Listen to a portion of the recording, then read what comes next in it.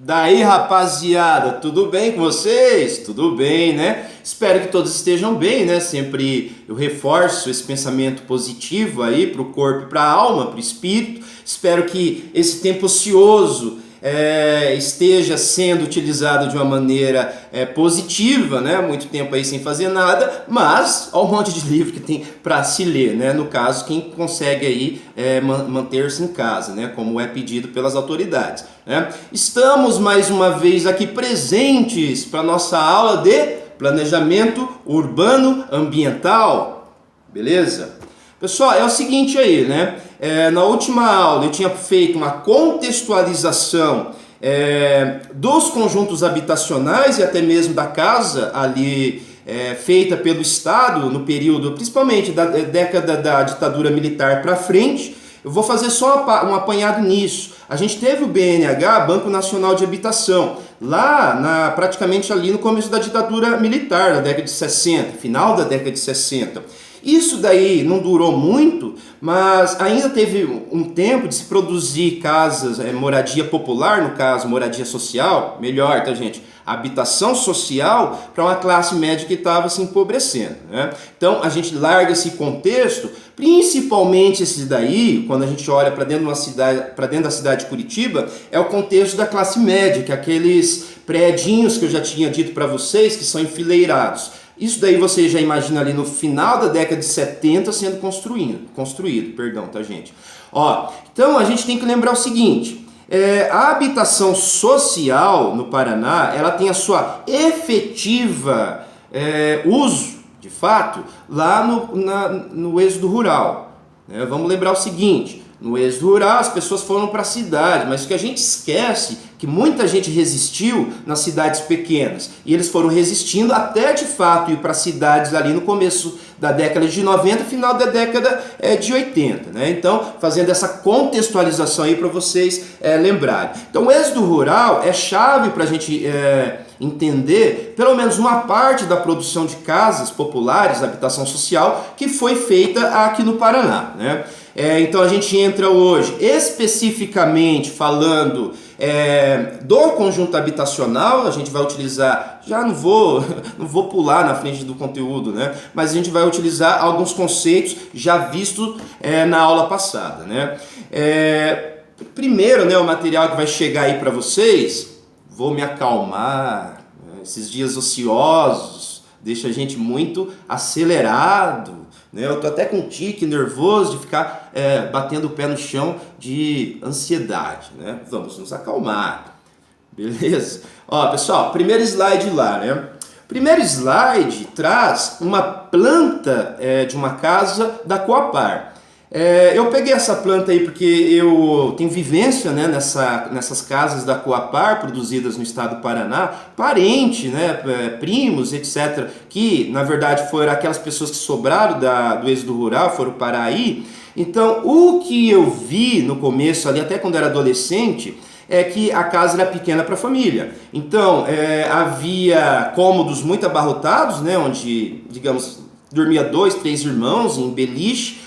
Os móveis que era lá do campo, muitas vezes que eles estavam morando em casas de propriedade rural, não eram adaptados para essa casa popular. A gente tem que lembrar, tem muito apartamento que é menor que isso daí, mas apartamentos, os móveis são planejados. Aí não, o cara saía do sítio, do campo, com aquela mobília, né? Eu tô só para vocês terem uma ideia do contexto aí, tá? Com aquela mobília, sofás enormes, estantes e tal, e colocava dentro dessa casa aí que ficava mais entulhado, inclusive, né? Esse modelo aí já traz uma forte, né? Desculpe, tá, gente? Uma forte setorização da casa, os serviços ficam do lado ali, a gente tem uma paredinha, né? No modelo tridimensional ali é onde fica o tanque, na frente a área, né? Uma arquitetura, principalmente aqui do norte do estado do Paraná, mas para o sul menos, né? Mas não a área, tá, gente? A área é uma coisa mineira, né? Uma coisa de arquitetura de casas que estão em climas mais frios, não, né? Quentes. Desculpe, tá, gente? Vou relaxar, tá? Ó, então ali a gente tem essa casa, né? E vocês têm do lado uma planta com todos os móveis. Então, essa planta da Coapar, apesar do documento da APAR ser muito detalhado e ser importante para a contextualização, tem essas maneiras de mostrar que na realidade não era isso que acontecia, né? Olhando então a planta aí, que tem a casa bem organizada, 2 camas dentro de um quarto que não cabia nenhuma, né? O banheiro, e essa questão então da representação das políticas públicas não passar nem um tiquinho perto da realidade, né? Como vocês estão vendo aí. Pessoal, eu estou mostrando essa casa que nós, e no caso, o planejamento urbano ambiental, com a visão da geografia. Nós, da geografia, né, das ciências espaciais, que, digamos, tem mais espaço para analisar, o micro não interessa muito. A antropologia entraria aí nessas casas, analisando, por exemplo, seus costumes rurais sendo colocados então na cidade, né? Um costume inclusive rural é que, apesar de tudo, a nossa sociedade, como diz aquele ditado, olha só, a cadeia me liga todo dia, como diz aquele ditado, é pobre, mas é limpinho. Realmente, você entra numa casa das pessoas humildes, principalmente os mais velhos, a lataria do campo que foi trazido, né? Mudaram do campo para a cidade, brilha. Então, apesar de todas as condições não propícias à higiene, as pessoas, quando tem água, sabão ou mínimo, elas conseguem então se organizar dentro da casa, né? Então a gente, isso eu falei da antropologia, né? Como poderia estudar uma casa, o interior de uma casa, né? A geografia ela vai para um espaço aberto e maior. O espaço da geografia ela funciona em relações de objetos espaciais com outros objetos espaciais. Então aqui tem um pouco o estudo da morfologia urbana, que é a relação da casa, daquele objeto não único, né, tem vários, né, espalhados dentro de um espaço aí dado, né?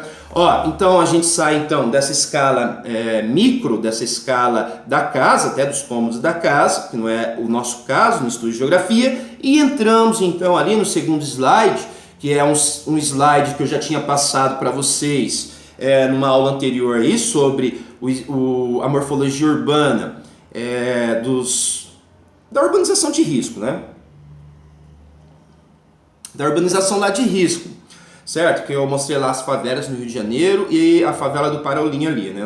Nas aulas anteriores. Pessoal, só um slide aí para dar uma lembrada então daquele conceito, daquele método que é, na verdade, uma disciplina do urbanismo, que é a morfologia urbana. Primeiro, tá lá de números 1 a 3. Primeiro, relação entre os objetos, né? Então há uma relação entre as construções, né? Espaços verdes, parques com as casas, os prédios, por exemplo, né? 2, análise por meio de uma escala metodológica. A morfologia urbana, então, ela olha para a casa e vai olhar principalmente o aspecto urbano na cidade. Uma escala muito grande não abarcaria, digamos, essa cidade sendo formada. Então, e aqui a gente está então usando um método, eu não estou falando da casa, não vou ficar falando dos cômodos, né, da casa e da cultura ali dentro, né, senão não seria geografia. Então, é um método também, né, sair da escala e ir para um macro. No caso nosso aqui, a gente fica numa escala meso, que consegue ver a cidade conjunto habitacional e a cidade ao entorno desse conjunto habitacional aí, né? Ou, no caso, fora da cidade, que é o caso dos conjuntos habitacionais, a maioria deles são instalados fora da cidade, terra barata.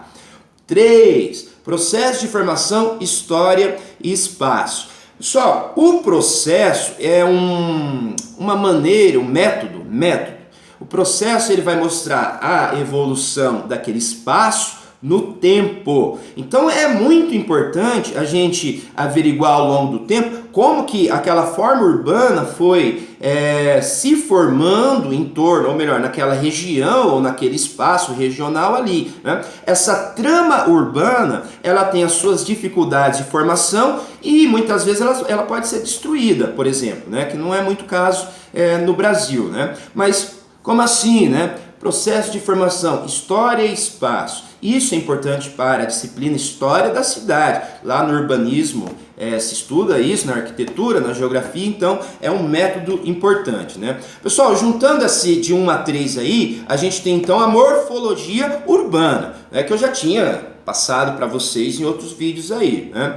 Ó, então vamos lá para o slide 3. Vamos lá para o slide 3. Tá. Só, na última aula, então, eu joguei algumas palavras-chave ali no final, na última aula ali, né? Essas palavras-chave foram projetadas pelo Estado, tá? Projetado pelo Estado.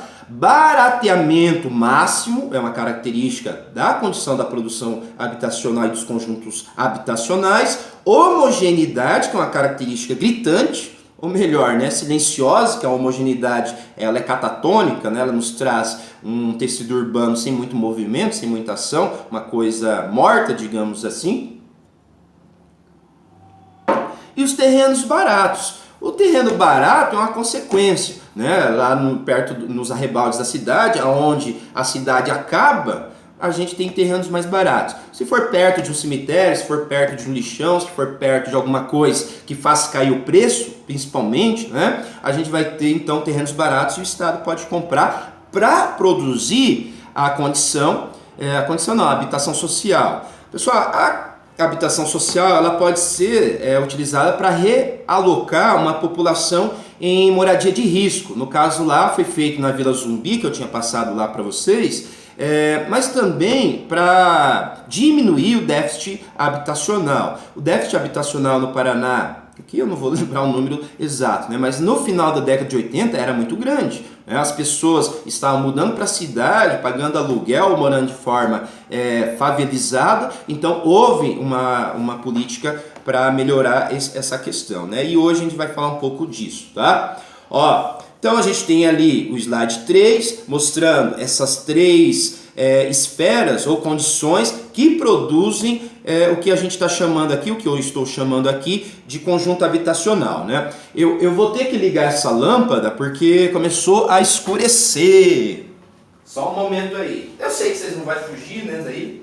Não sei se vai ficar bom essa lâmpada na minha cabeça, né? Mas vamos lá.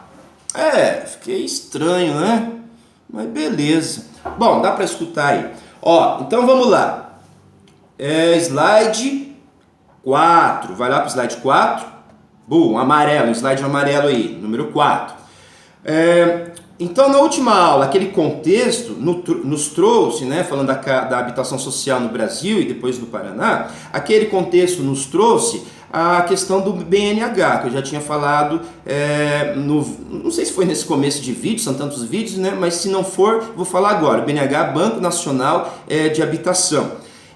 Os princípios do BNH, que eram princípios centralizadores, tecnocentristas, todos esses defeitos aí, mas ele tinha uma característica importante e uma característica que poderia ter sido usado quando o Brasil teve a redemocratização, que perdeu-se aquela questão da estrutura de caráter social. Ora, gente, nós estamos falando de um problema global nacional. Então, a moradia é um problema nacional. Se você resolve modificar ou mudar para bem a habitação social numa parte do país, né, você tem que ter condições nacionais. Por quê? Porque esse problema é nacional. Esse problema ele não vai acabar, digamos, com um estado melhor ou pior urbanizado. Então, essa tendência nacionalista do Estado militar ali, do militarismo, nos deu então uma estrutura de caráter nacional, já que eles prezavam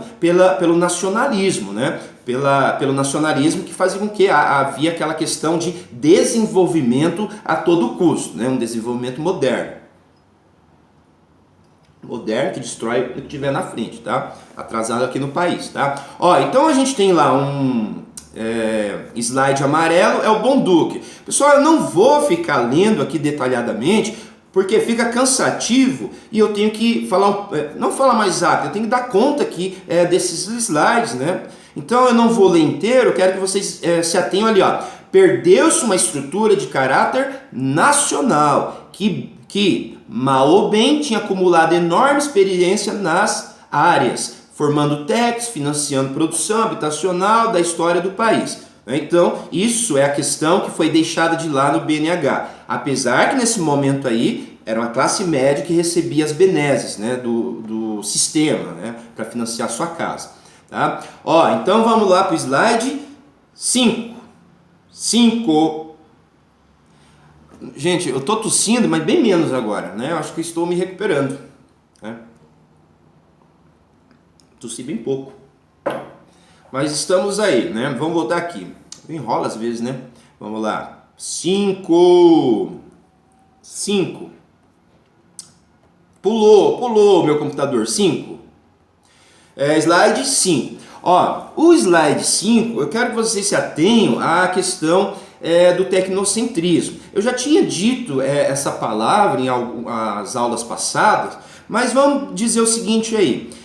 O tecnocentrismo, se a gente colocar em miúdos, é que haja uma melhora física para melhorar a sociedade. Esse slide aqui traz o seguinte, que mesmo você melhorando o aspecto físico, a casa, a habitação, você não está dando conta do que provoca e do que causa tudo isso daí. Então, esse slide traduz mais ou menos não, traduz essa ideia que eu quero passar para vocês aí. Porque, ó, lá em cima, na primeira linha, na primeira e segunda linha em vermelho, está escrito em negrito assim, ó, integração, e embaixo tem a tal da integração social. Então, a Coapar diz o seguinte: esse documento, gente, fazendo um parênteses aqui, esse documento está lá no site da Coapar, é o programa de habitação deles, tudo está lá, né? Esse documento tem 700 páginas, então é muita coisa. Então, se você pegar para estudar aquilo, dá para fazer TCC, dissertação, né? Como eu fiz, né? Ó, então olha lá, integração física e integração social. Ó, as duas coisas ali estão encaixadas, como se houvesse uma fórmula de mágica tecnocêntrica que faz com que uma melhoria da casa melhore a vida da família ali dentro. Claro que melhora, mas não melhora como se gostaria na visão tecnocêntrica, né? Se a gente olha lá embaixo, diz o seguinte lá, que é um TCC, não, uma dissertação da Cardoso ali, ó. Ó, então tá lá, perdeu-se a integração física e permitir-se gradualmente dos primeira linha. Daí tá escrito assim embaixo, ó, em negrito, sendo menos importantes as possibilidades de impacto positivos nas melhorias habitacionais para a redução da pobreza e da integração social. Então uma coisa não leva a outra mecanicamente, né? E isso a gente tem experiência desses 40 anos aqui de habitação social no Paraná, que as casas e o bairro vai se deteriorando porque não há um capital para manter aquela estrutura muitas vezes, né? Na melhoria da casa, o bairro ele se torna invisível diante do poder público municipal e as coisas vão piorando, né? Ao longo do tempo, piorando mais aqui no caso que a gente está chamando aqui no momento, né, do êxodo rural, né, no Paraná como um todo. Vamos definir aqui, né, 70, começo dos 70, vai até final dos anos 80, né, esse êxodo. É assim, o que está definido aqui que vocês vão entender agora, tá, gente? Agora! 6, assustei vocês. 6. Pessoal, então hoje eu vou passar aí uma visão geral dos conjuntos habitacionais, né? Esses conjuntos habitacionais, o slide 6 mostra vários processos construtivos. Então teve ali, ó, não vou falar todos, mas teve o programa convencional, a autoconstrução, o mutirão, casa da família, a autoconstrução, a autogestão. Então houve N atitudes de organização, N maneiras de produção e organização social para produzir essas casas. Mas só porque eu falei, né? Vocês não dão risada, né? Eu sei, ó. Porra. Eu tô sentindo um negócio aqui, eu acho que até a cartilagem, né, da faringe, ela tá se mexendo já, de tanto que eu já tossi. Ó, então tem lá o slide 6. Só quero que vocês se atenham ali a palavra mutirão, que está lá na quarta linha. Eu fiz tem ali um negócio vermelho, vocês vão conseguir se localizar aí. Ó, tá escrito lá assim, mutirão, de 1984 a 1990, a gente teve 15 mil unidades produzidas no estado do Paraná. Pessoal, o mutirão, eu já tinha dito em aulas anteriores, a palavra indígena, potiron, mutioron, nos deu então a palavra mutirão. O mutirão era uma cultura rural, mesmo com todos aqueles filhos que tinha ali, as famílias tinham ali na década de 70, 80, ainda era necessário muitas vezes, em períodos de colheita de alguns grãos, arroz, né, grãos assim para alimentar a família. Ainda existia a juntar a mão de obra, né, de vizinhos para ajudar a colher, né, no campo, no estado do Paraná, que é um costume indígena. Depois as pessoas ali também faziam isso, então ficou esse nome aí. Esse aspecto rural do mutirão foi buscado e colocado então para se produzir a casa própria. Então as pessoas teoricamente, culturalmente, elas já tinham essa aptidão de trabalhar juntas e produz então um mutirão ali na década de 80, né? Então a gente tem ali esse quadro bastante interessante, certo? Então tem isso daí, né, o mutirão. Pessoal, então eu fiz aqui a aula baseada então em alguns tipos. Esse tipo aqui, o que a gente vai ver hoje, só é o mutirão, né? Como que as casas foram produzidas no passado, como elas estão hoje, né? E qual que é a tendência da produção da habitação social no Brasil. Já que a gente tem o primeiro programa de federalização, depois o BNH, imagine, gente, 1966, se eu não me engano, foi fundado o BH. Ele acabou uns 3 anos depois, 4 anos depois, e só depois, no governo Dilma, foi aparecer um programa nacional para habitação, né? Então, a gente tem um déficit, lacunas a ser, pontes, né, a ser construídas aí, e a gente está deixando isso ad eterno, como eu digo, para sempre. Não se pensa nessa reforma urbana nunca, né? Mas, pessoal, vamos lá, voltando. Tô acelerado, né? Vou dar uma desacelerada. Vamos lá para o slide 7. Gente, slide 7 tá em vermelho aí, né? Então, o slide 7 são palavras, né? São palavras ali da Coapar. Gente, a Coapar, então, dentro desse documento, ela faz algumas... Eu vou achar uma palavra aqui, né? Ela faz algumas críticas ao próprio processo de formação dos conjuntos habitacionais, principalmente lá na década de 80, principalmente. Então, aqui está uma parte que eu tirei lá dessas críticas, né? Está escrito assim, ó: a ação do Estado, enquanto poder público, interferiu na paisagem das cidades. Se a arquitetura de uma cidade traduz a história do seu povo, seus traços culturais e seu desenvolvimento, a história das cidades brasileiras ficou marcada por um traço extremamente massificante e imediatista. Pessoal, massificante é a palavra-chave para entender esse conteúdo. O imediatismo da construção é devido à pressa que se tinha para se produzir isso rapidamente, para fazer com que as pessoas morassem um pouco decentemente nas cidades, né? Aqui no caso, cidades pequenas que eu estou dizendo aí para vocês.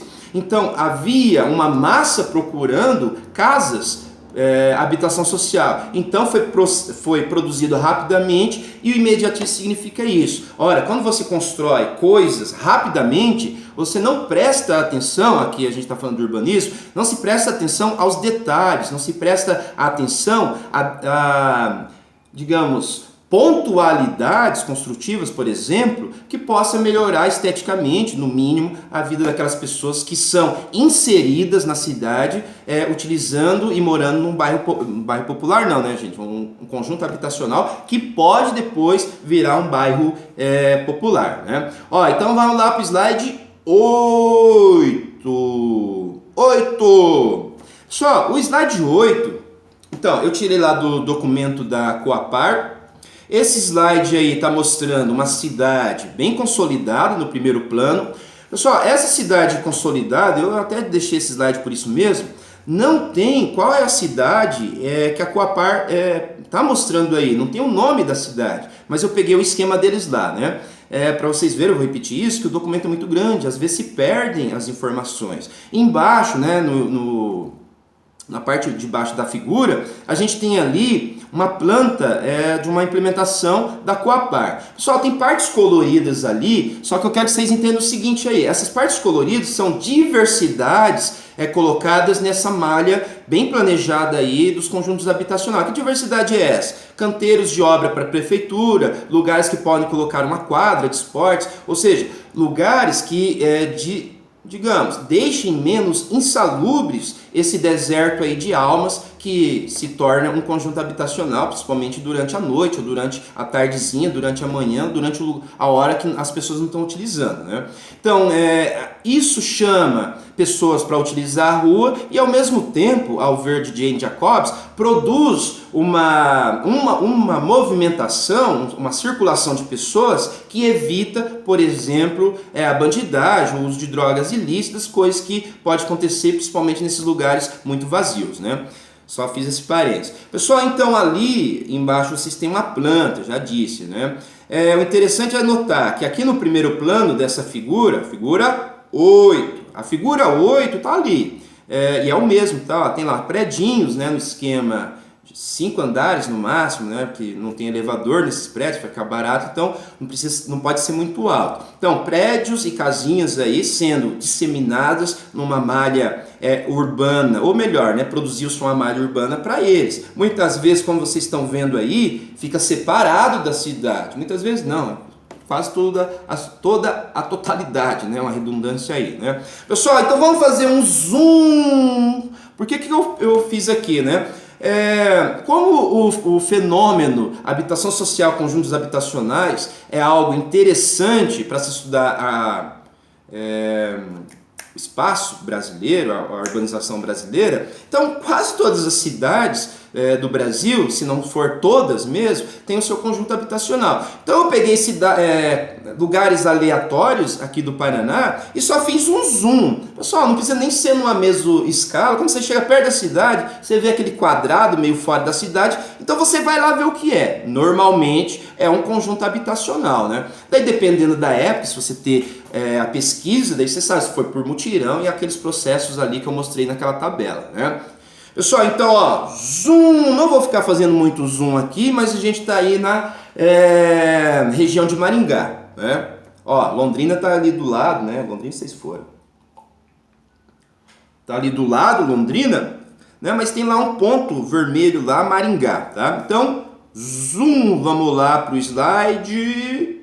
Daí o 10, zoom novamente. O 11, zoom novamente. O 12, o 11 parece que já tem alguma coisa para eu mostrar. Não, o 12, isso, vai lá para o 12.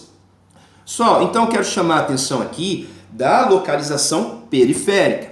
A localização periférica, ela diminui mais ainda o valor da terra, porque já é afastada. Essa área muitas vezes nem é área urbana, é delimitada como área urbana nos mapas de prefeitura, mas aí na realidade não tem nada, antes que chegue então esse conjunto habitacional, que é o nosso caso aí, né? Então vocês estão vendo ali um rio, né, fazendo então esse esquema aqui. A gente tem o rio principal lá e 2 braços, né, aqui. Então vocês veem ali nesse triângulo dos rios aí um conjunto habitacional. Então há um isolamento de um lado, ali tem que ter ponte, né? Então há uma setorização meio que obrigada, e do outro é campo, né? Para vocês verem como as coisas na realidade elas se traduzem aí, né? Com um lado campo, uma cidade como Maringá, né? Quando eu morava no interior, eu queria morar na cidade que eu não conseguisse ver o horizonte do campo, né? Eu falei, mas toda cidade aqui é pequena. Eu queria sempre morar na cidade grande, né? Estamos aí hoje, né? Então por que eu estou falando disso? Viajei, né? Pessoal, pensa o seguinte: quais são as condições das pessoas que moram aí?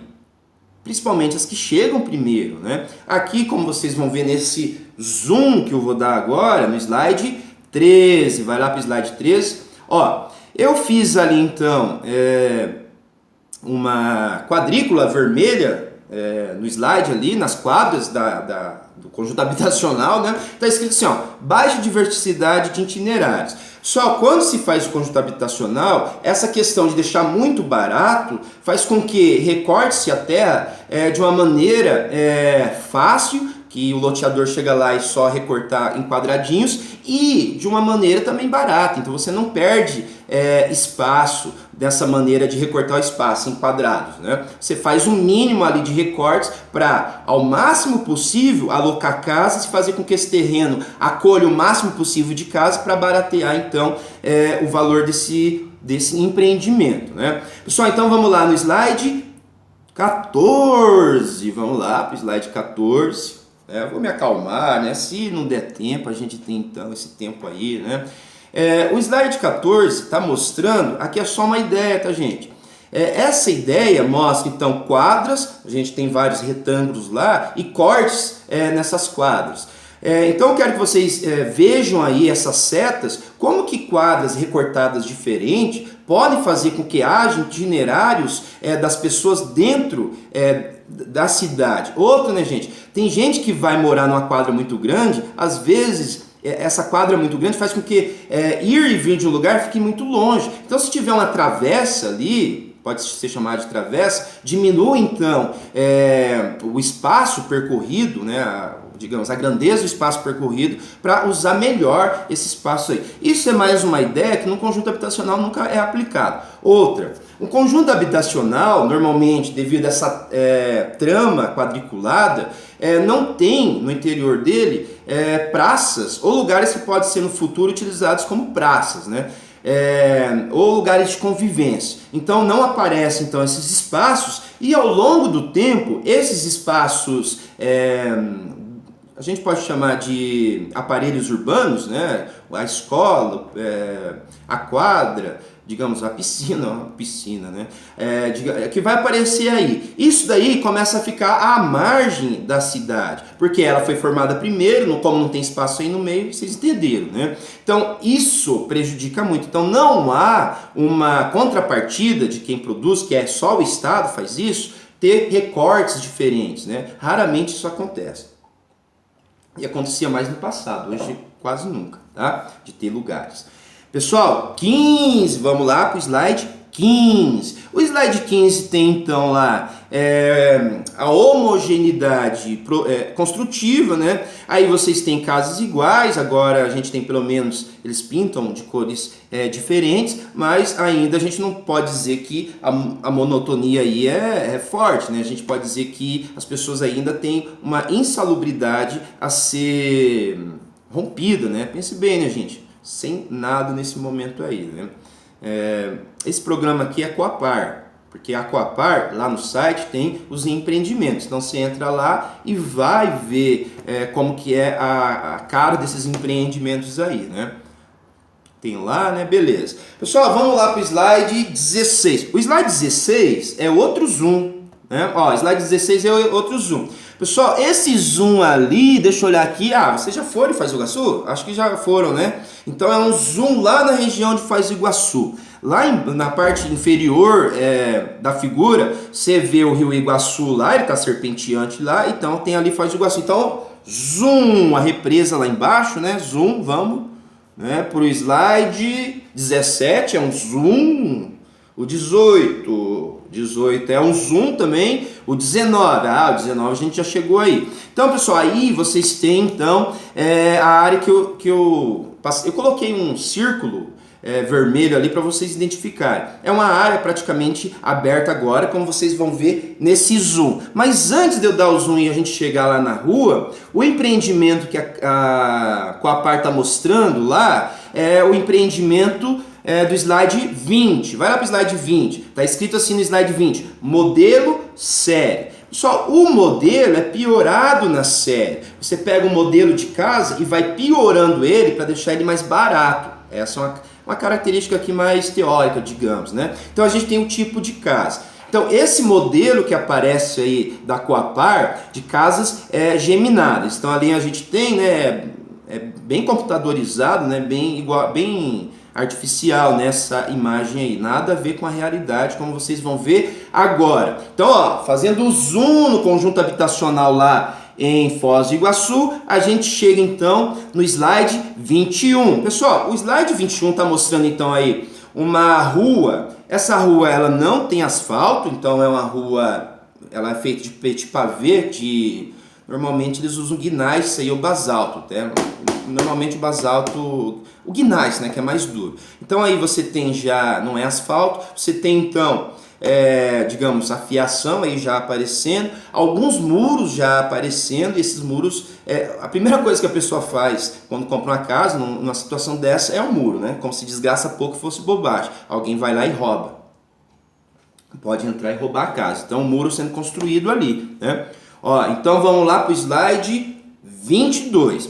Só então no slide 22, eu acho que será que o quadradinho de 8 digamos, se teve isso, divisão, né? Porque é a única maneira. Pessoal, técnicas de barateamento da casa. A gente tem o chamado oitão. O oitão, então, vocês estão vendo aí, é só uma caída, né? Só um telhado a casa. Normalmente vocês veem isso em bairros muito pobres, para se economizar mais ainda, né? O oitão, então, normalmente ele é coberto por uma fibra chamada fibrocimento, que é uma telha, tem até um nome famoso, né? Aquela telha lá, onduladinha assim, né? Igual um Ruffles, né? Então a gente tem ali o oitão, né? Só como exemplo de como se faz o oitão. Por quê, pessoal? O oitão foi utilizado nessa produção de casa aí que eu estou mostrando de Foz do Iguaçu. Como que se barateia mais ainda, como se alguma coisa não chegasse no seu limite e se tornar barato, né? Com qualidade.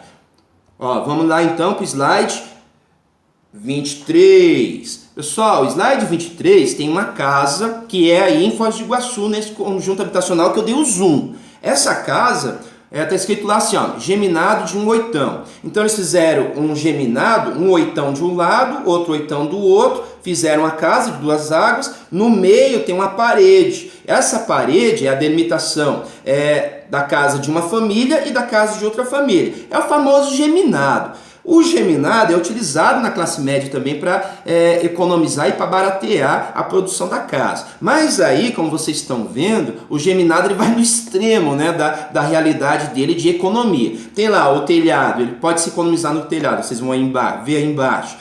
Menos corte de vigas da madeira, mesma cumieira, mesma estrutura de colunas para o telhado, mesma caixa d'água que está ali dentro do telhado e assim por diante. 2. Tem lá, né, gente, ó, no slide geminado de um oitão. 1, 2 e 3. 2. Economia nas paredes. Ó, mesma parede, óbvio, né? Mesma parede, mesma fiação elétrica, mesma tubulação d'água, o que é provável, né? Então, de um lado só fica as duas pias, por exemplo, né, do banheiro de uma casa, do banheiro de outro. Então, você economiza essa tubulação aí, né? E o 3. Economia em tubulações, fiação que vem da rua, né? Até mesmo o poste ali padrão da nossa empresa de eletricidade pode ser economizado no caso aí, né? Um poste dá conta.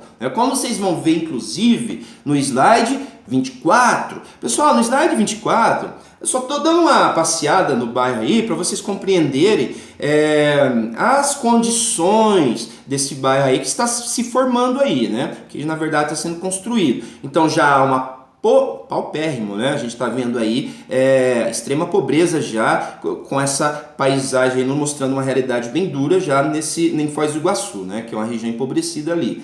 Pessoal, ó, 25 também é uma casa já bastante mexida, né? Pelo menos o cidadão ali ele conseguiu colocar alguma coisa dele, pintou, possivelmente ali a moradora está entrando, né, na casa dela, ali tem um carrinho de carregar lixo reciclável. Mais tarde esses bairros podem se transformar também em bairros que trabalham muito com recicláveis, como a gente viu no caso das favelas, mas isso daí não é uma favela. Pessoal, slide 27. O slide 27, então, mais uma paupérrimo, né, gente? Pode chamar assim. E uma coisa que eu estava olhando no caminhão desse bairro, gente, que está invertido. Então, o fundo de uma casa pode conviver atrás da casa com a frente da casa. Pelo menos parece que foi isso que o cidadão fez. Que está aparecendo, tá, gente? O cidadão fez no slide 26. Dá uma olhada lá. Né? Parece que a parte de serviço ficou aqui na frente e do lado meu ali que não está espelhado, mas que está escrito possíveis conflitos. Olha embaixo. Está escrito conflitos ali, olha embaixo, uma casa mais organizada. Tá? Os possíveis conflitos lá no slide 26. Os possíveis conflitos, gente, é o quê?